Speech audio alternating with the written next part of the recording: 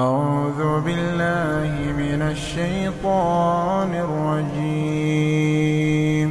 بسم الله الرحمن الرحيم. يا أيها المدثر قم فأنذر وربك فكبر وثيابك فطهر والرجز فاهجر ولا تمنن تستكثر ولربك فاصبر فإذا نقر في الناقور فذلك يومئذ يوم عسير على الكافرين غير يسير.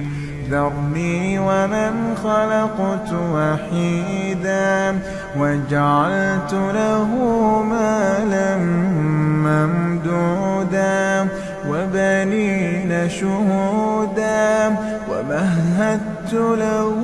تمهيدا ثم يطمع أن أزيد كلا إنه كان لآياتنا عنيدا سأرهقه صعودا إنه فكر وقدر فقتل كيف قدر ثم قتل كيف قدر ثم نظر ثم عبس وبسر ثم أدبر واستكبر فقال إن هذا إلا سحر يؤثر إن هذا إلا قول البشر سأصليه سقر وما أدراك ما سقر لا تبقي ولا تذر لواحة للبشر عليها 19 وما جعلنا أصحاب النار إلا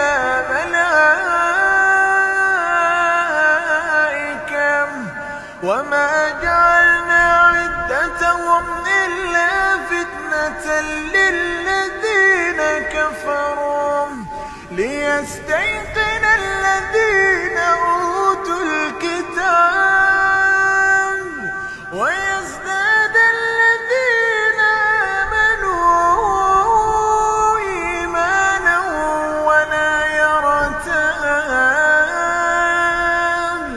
ولا يرتاب الذين أوتوا الكتاب والمؤمنون وليقول الذين في قلوبهم مرض والكافرون ماذا أراد الله بهذا مثلا كذلك يضل الله من يشاء ويهدي من يشاء وما يعلم جنود ربك إلا هو وما هي إلا ذكرى للبشر كلا والقمر والليل إذ أدبر والصبح إذا أسفر إنها لإحدى الكبر نذيرا للبشر لمن شاء منكم أن يتقدم أو يتأخر كل نفس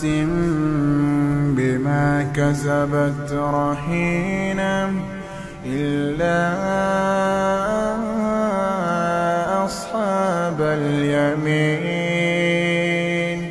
في جنات يتساءلون عن المجرمين ما سلككم في سقر قالوا لم نك من المصلين ولم نك نطعم المسكين وكنا نخوض مع الخائضين وكنا نكذب بيوم الدين حتى أتانا اليقين فما تنفعهم شفاعة الشافعين فما لهم عن التذكرة معرضين كأنهم حمر مستنفرة فرت من قسورة بل يريد كل امرئ منهم أن يؤتى صحفا منشرة كلا بل لا يخافون الآخرة كلا إنه تذكرة فمن شاء ذكره وما يذكرون إلا أن يشاء الله هو أهل التقوى